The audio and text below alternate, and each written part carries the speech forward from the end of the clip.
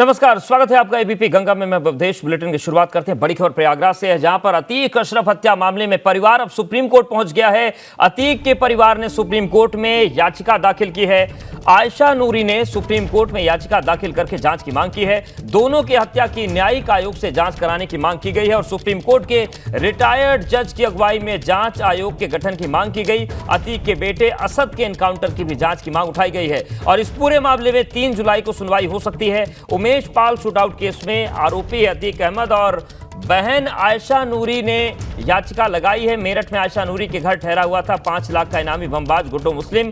तो ये इस पूरे मामले में अपडेट है। सुप्रीम कोर्ट की रिटायर्ड जज से जांच की मांग की गई है और इस मामले में 3 जुलाई को सुनवाई हो सकती है। तो अतीक अशरफ हत्या मामले में अब परिवार सुप्रीम कोर्ट पहुंच गया है और अतीक के परिवार ने सुप्रीम कोर्ट में दाखिल की है याचिका। आयशा नूरी ने सुप्रीम कोर्ट में याचिका दाखिल कर जांच की मांग की है।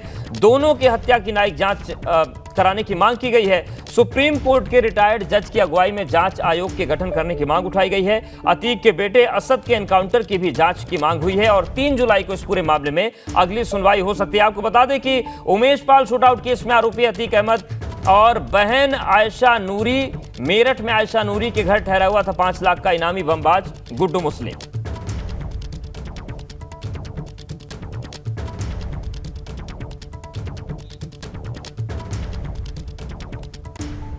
और अब बात करते हैं रायबरेली की, जहां से खबर आ रही है। यहां पर बाइक और साइकिल सवार छात्रा को बचाने के चक्कर में एक पिकअप अनियंत्रित होकर पलट गई। हादसे में छात्रा गंभीर रूप से घायल हो गई है। हालांकि पिकअप चालक और बाइक सवार बाल बाल बच गए। हादसे की सूचना के बाद NHAI की टीम मौके पर पहुंची और बाधित हाईवे को खुलवाने की कोशिश की गई।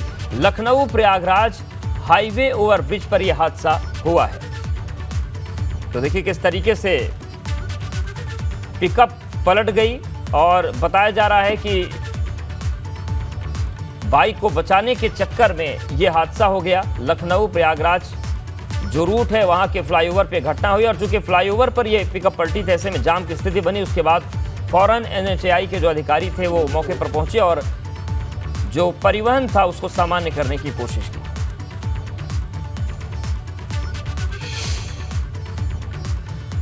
बड़ी खबर कानपुर से है। कानपुर STF और कल्याणपुर पुलिस को बड़ी सफलता मिली है। अवैध शराब की 200 पेटियां पकड़ी गई हैं। यूरिया और खाद में छिपाकर यह शराब लाई जा रही थी।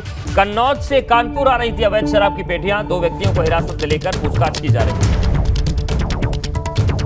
तो कानपुर STF और कल्याणपुर पुलिस को बड़ी सफलता मिली है। अवैध शराब की 200 पेटियां पकड़ी गई हैं। यूरिया और खाद में छिपाकर इन्हें ले जाया जा रहा था। कन्नौज से कानपुर आ रही थी अवैध शराब की पेटियां। 2 व्यक्तियों को हिरासत में लेकर पूछताछ जारी है।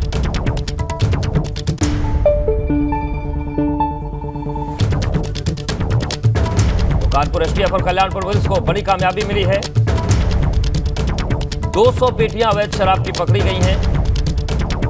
यूरिया और खाद में छिपाकर इस शराब को ले जाया जा रहा था, लेकिन इसे पकड़ा गया और पुलिस इस पूरे मामले पर अब कानूनी कार्रवाई कर रही है।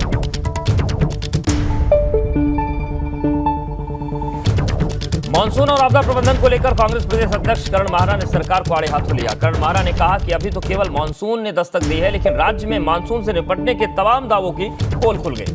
उन्होंने सरकार पर निशाना साधते हुए कहा कि वाहवाही के चक्कर में राज्य के अंदर केवल माहौल बनाने का काम किया जा रहा है। उन्होंने कहा कि अभी राज्य के अंदर जिस तरह के हालात बन रहे हैं उसको देखकर चिंता का विषय तो यह है कि अगर आपदा जैसे हालात पैदा हुए तो उससे निपटने में कैसे सक्षम होंगे।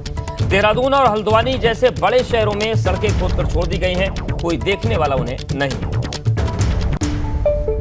तो मानसून के आने के बाद सियासी तकरार का दौर शुरू हो गया है और कांग्रेस प्रदेश अध्यक्ष करण माहरा ने आरोप लगाया है कि अभी तो मानसून ने केवल दस्तक दी है, तब तैयारियों की पोल खुल गई। लेकिन जब मानसून पूरी तरीके से आएगा, आपदा जैसे हालात बने तो कैसे सरकार निपट पाएगी, ये सबसे बड़ा सवाल बना हुआ है।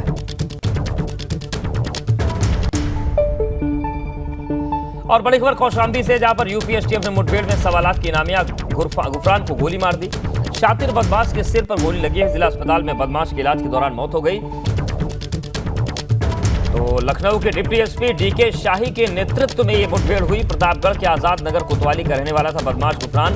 27 वर्षीय बदमाश के खिलाफ गंभीर धाराओं मुकदमे दर्ज हैं। बदमाश के पास से कई अवैध असलहे भी मिले।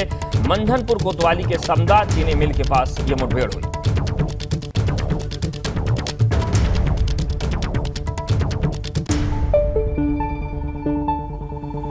तो कौशाम्बी में एनकाउंटर हुआ है और यूपी एसटीएफ ने 1.25 लाख के इनामी को ढेर कर दिया।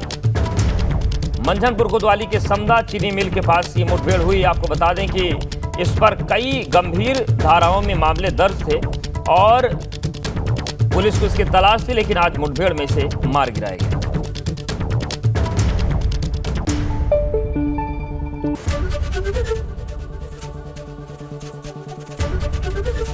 एबीपी गंगा, खबर आपकी, जुबान आपकी।